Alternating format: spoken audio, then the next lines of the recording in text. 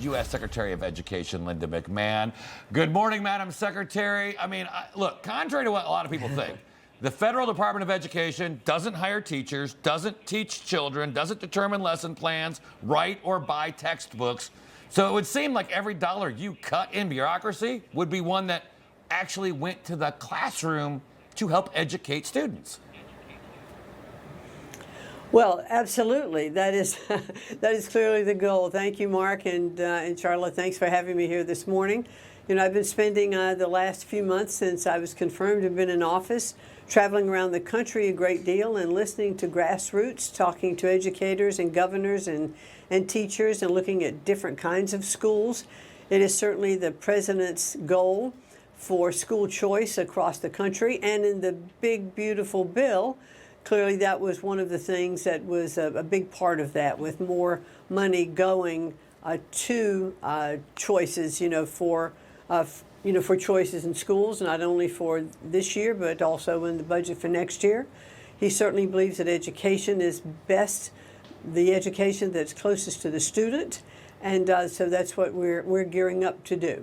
And I know there's a lot of misinformation floating around regarding the Department of Education. Can you clear it up? What are your top priorities as we head into this new school year? Well, my top priorities really are to continue to expand school choice, to continue to go, across the country doing what I've been doing and visiting, talking to governors and parents, because we do know that there's so many schools that, aren't up to par, and parents should have choice to send their children where they think it's the best place for them to get the best education. We're going to be turning education more back to the states. Certainly we are working with Congress to do that. We already have one deal in place with the Department of Labor in which we are looking at expanding, with them to take on a lot of the management of the labor initiatives. There were workforce development programs, about 43 programs across all of government. So we want to consolidate that and make it more efficient. But in terms of what we're doing for local education, we want to make sure that they have the best opportunity for students with school choice, around the country. And that is a really big goal of the president. Yeah. One of the areas where you've had a lot of success in these early months of your term, it's you and the president, quite the winning streak when it comes to fighting anti-Semitism, protecting Jewish students. Another new deal announced recently. Brown University, $50 million in payments to state workforce development programs in exchange for $50 million in research grants. You're having a lot of success when it comes to battling anti-Semitism, protecting Jewish students, and fighting DEI, really in the Ivy League. Yeah, we definitely are. We've had three great triumphs, I think. If you look at Columbia, that was, I think, the biggest deal that we announced. They will pay a $200 million fine and then a $20 million fine that'll go into, a fund to pay for, those were abuses in hiring. And so that was an incredibly big deal at Columbia. And it also dealt with having protests on campuses.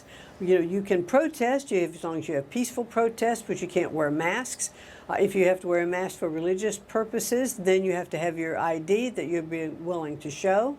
And there were just many parts of that Columbia deal that I hope will become the template for others. We're still negotiating with Harvard, but we also had a great success, with University of Pennsylvania in getting rid of the Title IX violations, and they apologized to the women whose title was taken away. They took the title away from Leah Thomas, the man who was competing in women's swimming. So we've had some really big successes, not only with Columbia, with University of Pennsylvania, and then yesterday signing the Brown University deal, in which they also are paying a fine of $50 million. As you mentioned earlier, Mark, they will be investing that money on workforce development programs in the state. They also have agreed on the Title IX. And defining women as women and men as men. So these are really big accomplishments for three big universities where, as I say, I'm hoping Harvard is going to stay at the table for negotiations. Yeah. And then we have several other investigations going on as well. But these are big wins. Information, truth, is freedom. Is Newsmax. It's real news for real people.